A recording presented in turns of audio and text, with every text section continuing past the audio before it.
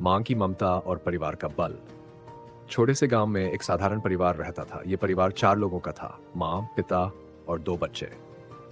माँ, जिसका नाम सुनीता था, इस परिवार की रीढ़ थी। उसका जीवन केवल अपने बच्चों और पति के इर्द-गिर्द घूमता था।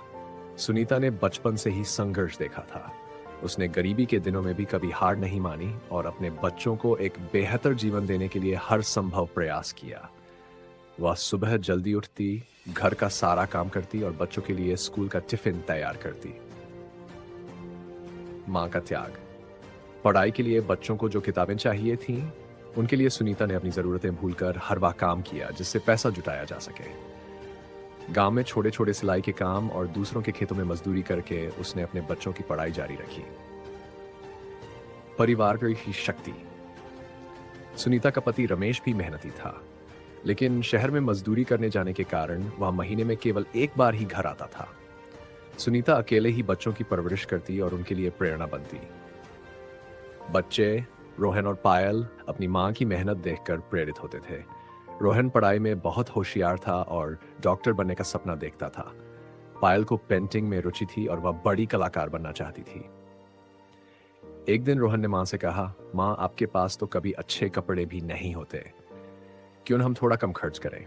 सुनीता मुस्कुराई और बोली, बेटा, एक माँ के लिए सबसे बड़ा आभूषण उसके बच्चों की सफलता है। जब तुम लोग अपने पैरों पर खड़े हो जाओगे, तब मेरी हर जरूरत पूरी हो जाएगी। संघर्ष और सफलता। समय बीता और रोहन को मेडिकल कॉलेज में दाखिला मिल गया। पायल की पेंटिंग ने एक प्रतियोगिता में पहला स्थान हासिल किया। यह परिवार के लिए गर्व का क्षण था। रोहन ने कॉलेज खत्म करके डॉक्टर की पढ़ाई पूरी की और एक बड़े अस्पताल में नौकरी करने लगा। उसने अपनी पहली तनख्वाह मां को दी और कहा, मां, यह आपके त्याग और मेहनत का फल है। मां की खुशी। पायल ने अपनी कला से गांव का नाम रोशन किया। उसने अपनी मां की एक पेंटिंग बनाई जिसमें सुनीता को बच्चों के सपनों को सहारा देते हुए दिखाया गया था। यह पेंटिंग इतनी प्रभावशाली थी कि उसे राष्ट्रीय स्तर पर सम्मानित किया गया। परिवार का मिलन। अब रमेश भी गांव लौट आया था। पूरे परिवार ने एक साथ समय बिताना शुरू किया। सभी ने मिलकर नया घर बनाया, जहां हर दीवार पर परिवार के प्यार और संघर्ष की कहानियां थी। मां का सपना और बच्चों की उड़ान। नया घर बनने के बाद सुनीता ने एक दिन बच्चों को अपने पास बुलाया। उसने कहा, बचपन से मैंने तुम्हारे लिए हर सपना देखा है, लेकिन अब जब तुम दोनों अपनी जिंदगी में सफल हो रहे हो, तो मैं भी कुछ करना चाहती हूँ। रोहन और पायल ने आश्चर्य से पूछा, माँ, आप क्या करना चाहती हैं? सुनीता ने कहा, मैं चाहती हूँ कि हमारे गांव की हर लड़की पढ़े लिखे और अपने पैरों पर खड़ी हो। मैं गांव में एक स्कूल खोलना चाहती हूँ। गांव के लिए नहीं उम्मीद, यह सुनकर रोहन और पायल ने मां के इस सपने को साकार करने की ठानी। रोहन ने अपनी कमाई का बड़ा हिस्सा इस स्कूल के लिए दान दिया और पायल ने स्कूल के लिए एक सुंदर बनाए। रमेश ने अपने अनुभव से स्कूल की देखभाल की योजना बनाई। गांव में पहली बार ऐसा हुआ कि लड़कियों के लिए एक विशेष स्कूल खोला गया।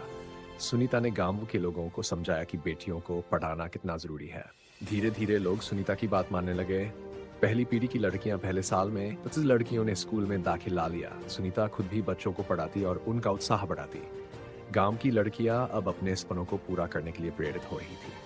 बदलाव की शुरुआत। एक दिन गांव के मुखिया रामलाल ने सुनीता के स्कूल का दौरा किया और देखा कि लड़कियां पढ़ाई के साथ साथ खेल और अन्य गतिविधियों में भी भाग ले रही हैं। उन्होंने कहा, सुनीता, तुमने हमारा गांव बदल दिया। अब हमें गर्व है कि हमारी बेटियां भी आगे बढ़ेंगी। बेटियों की सफलता। समय बीता और स्कूल की कई लड़कियां शिक्षिका, डॉक्टर और इंजीनियर बनने लगी। गांव में एक नई क्रांति शुरू हो गई थी।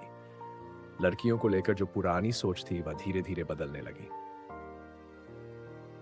मां का सम्मान। एक दिन गांव के लोग सुनीता को सम्मानित करने के लिए एक समारोह आयोजित करते हैं। रोहन और पायल उस दिन अपनी मां को देखकर बहुत खुश थे।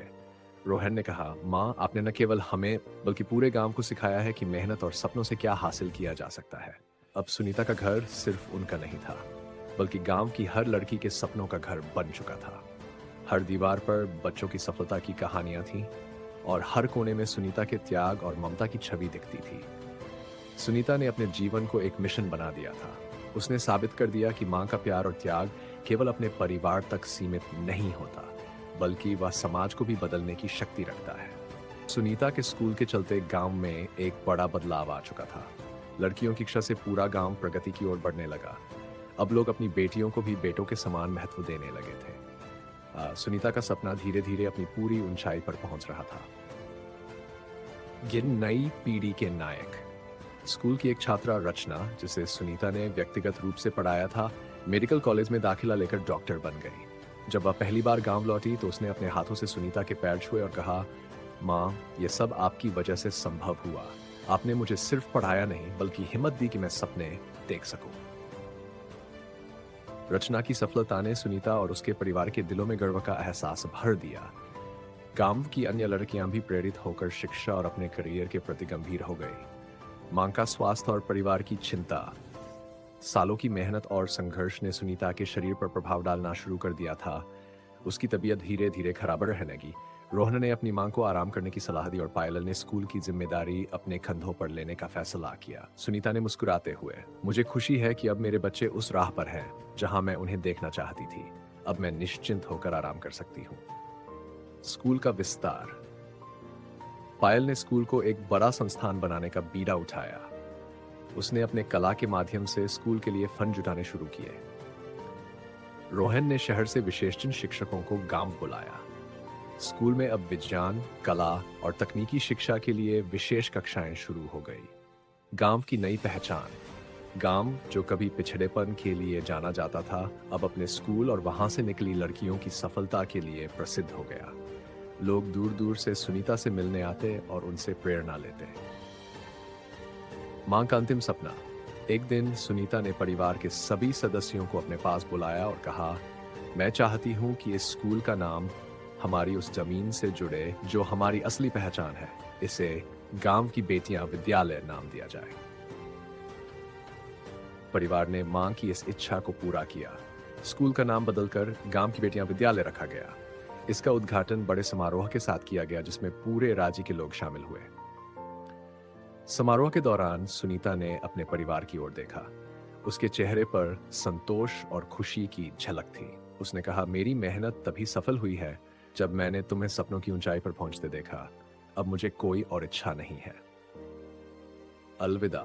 कुछ महीनों बाद सुनीता ने शांति से अंतिम सांस ली। उसका जाना पूरे गांव के लिए अपूरणीय क्षति थी, लेकिन उसने जो विरासत छोड़ी थी वह कभी न मिटने वाली थी।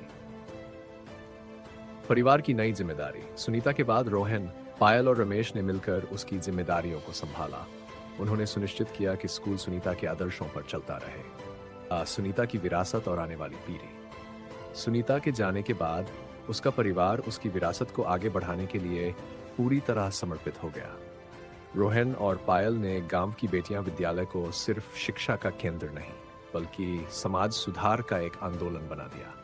उन्होंने इसे न केवल शिक्षा के लिए बल्कि गांव में जागरूकता और प्रगति के लिए एक मंच के रूप में विकसित किया।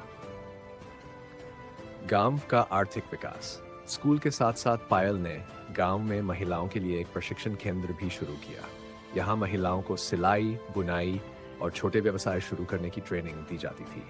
इससे गांव की कई महिलाएं आत्मनिर्भर हो गई। रमेश ने अपने अनुभव का उपयोग करके गांव में कृषि में नई तकनीकों को लागू करने की पहल की। उन्होंने किसानों को बताया कि कैसे आधुनिक तकनीकों से उनकी उपज बढ़ सकती है। धीरे धीरे गांव की आर्थिक स्थिति में बड़ा बदलाव आया। रोहन की नई भूमिका। डॉक्टर बनने के बाद रोहन ने गांव में एक छोटा अस्पताल खोलने का निर्णय लिया। उसने अपने बचपन के दिनों को याद करते हुए कहा, जब मेरी मां ने हमारी छोटी छोटी बीमारियों का इलाज बिना किसी सुविधा के किया था, तब मैंने ठाना था कि गांव के लोगों को अच्छे इलाज के लिए शहर न जाना पड़े। अस्पताल का उद्घाटन हुआ और यह गांव के लिए एक बड़ी उपलब्धि थी। अब गांव में स्वास्थ्य सेवाएं उपलब्ध थीं और लोग सुनीता के परिवार को अपना आशीर्वाद देते थे। शिक्षा से समाज सुधार।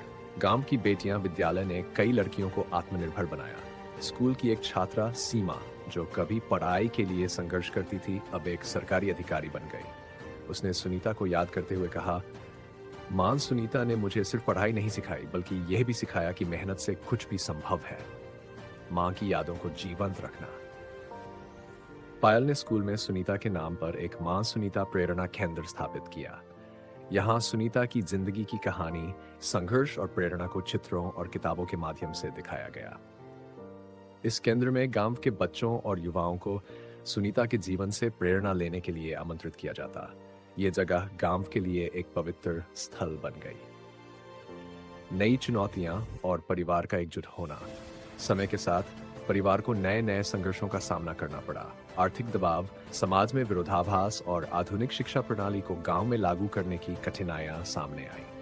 लेकिन रोहन, पायल और रमेश ने कभी हार नहीं मानी। रोहन ने कहा, जब हमारी माँ ने बिना किसी साधन के हमें इतना कुछ सिखाया तो हम क्यों रुके।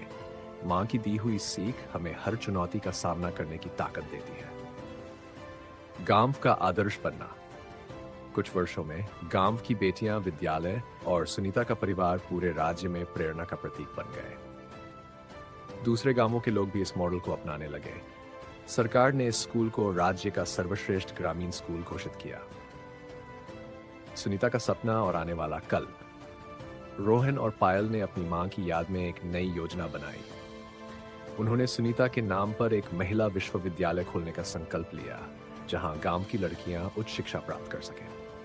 समाप्ति नहीं, नई शुरुआत। सुनीता का त्याग और परिवार की मेहनत एक ऐसी कहानी बन गई जो पीढ़ियों तक लोगों को प्रेरणा देती रहेगी। उनकी विरासत हर उस जगह पर जीवित है जहां शिक्षा, प्रेम और संघर्ष से नई रोशनी फैलाई जाती है। इस कहानी से हमें यह संदेश मिलता है कि मां की ममता और परिवार का साथ किसी भी समाज को बदलने की ताकत रखते हैं। सुनीता के संघर्ष और बलिदान की यह गाथा अनंत काल तक याद की जाएगी।